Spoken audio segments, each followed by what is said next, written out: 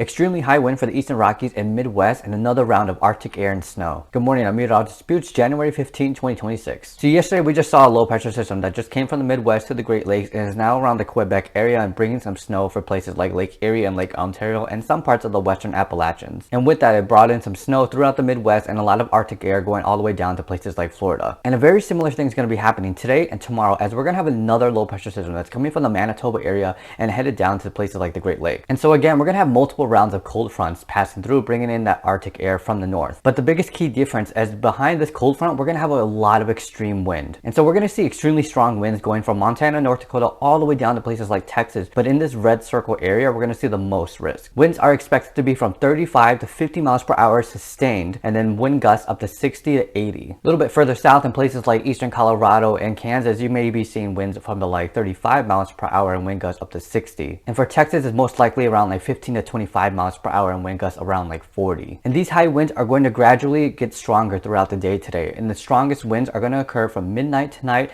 into Friday late afternoon. And at the same time this is happening, two things are happening. The thing about these cold fronts is, one, they bring in cold air, but they also bring in more drier air. And so we're going to have a fire risk in two different areas on the border of Wyoming, Colorado, and Nebraska, and another fire risk around Oklahoma and Texas Panhandle. And like I said about the wind, it's going to get even stronger and carry on into tomorrow. And so tomorrow we're going to have an even greater fire risk for Oklahoma and Texas. So now to the Midwest in general, places like Minnesota, Wisconsin, and northern Michigan, you guys are seeing the first bit of this snow. But eventually, starting around like 2 p.m. Central Time, we're going to see throughout the Midwest, we're going to see some snow flurries. And this snow is going to be occurring all the way from Montana to the Great Lakes, to the Ohio Valley, and then eventually the western Appalachians. And the duration and timeline for all of this is going to be pretty broad, starting with this afternoon and then occur all the way through Friday. Most places are going to see less than an inch of snow accumulation, but some places could get about 1 to 2 to 3. But in those overlapping areas with the high wind and this snow, you guys are at risk for snow squalls. And snow squalls are basically mini blizzards because you're going to have snow blowing sideways and you're going to have low visibility. And to top it all off, if you thought this cold front brought in a lot of cold air, these next cold fronts are going to bring in even more colder air. Some areas, especially in the northern states, are going to see temperatures drop below zero, and with these high winds we may see wind chill temperatures in negative teens.